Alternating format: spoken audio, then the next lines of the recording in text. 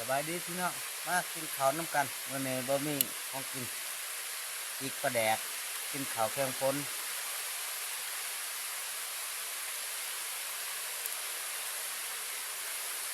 ข้าวฮ้อนๆกินข้าวเช้าพี่น้อง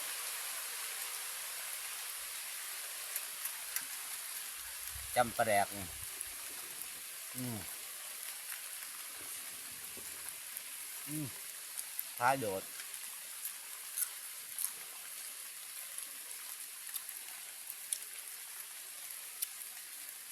อืม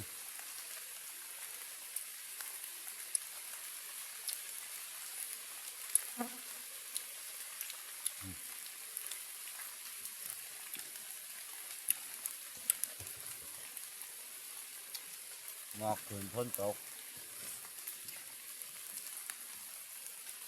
มีลมใหม่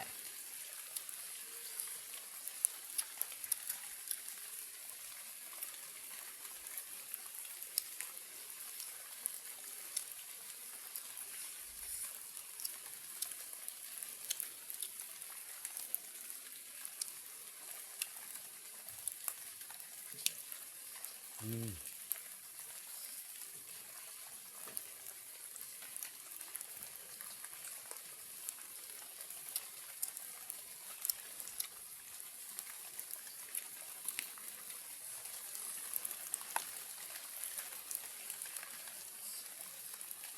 อยู่ง่ายกินง่ายพี่น้อง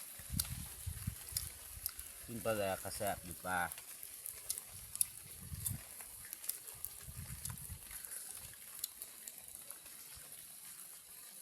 อ่า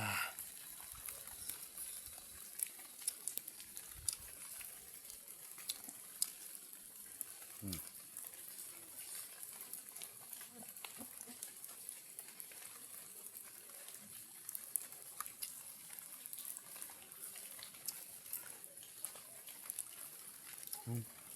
เผ็ดฝ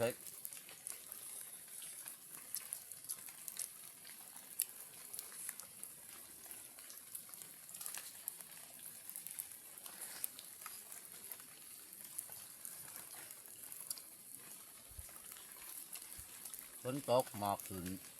ท้าโดดนี่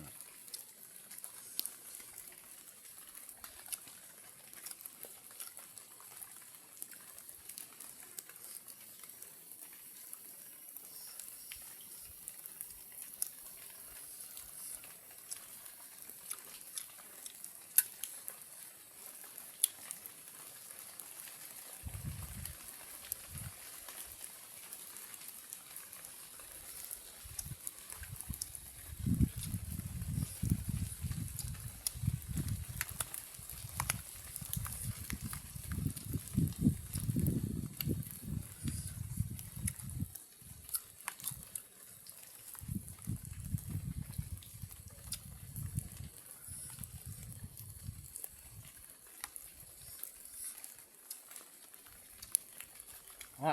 มาอย่างโอ้ยมากินข้าวน้ำบ่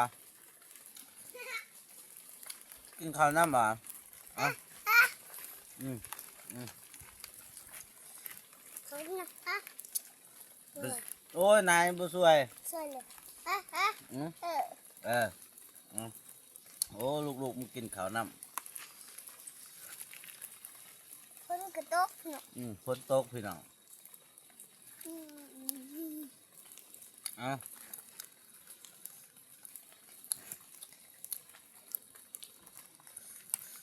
ลูกก็มักจำปลาแหลก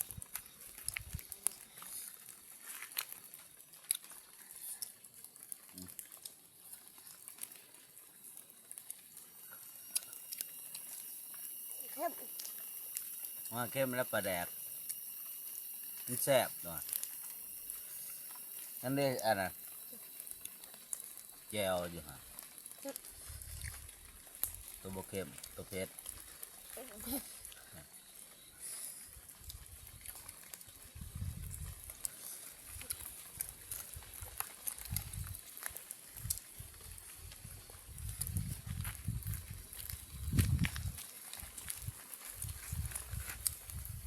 นั่นนะต้อง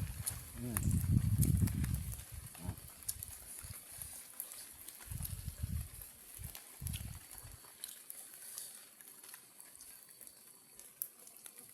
แข่งผลนำกัน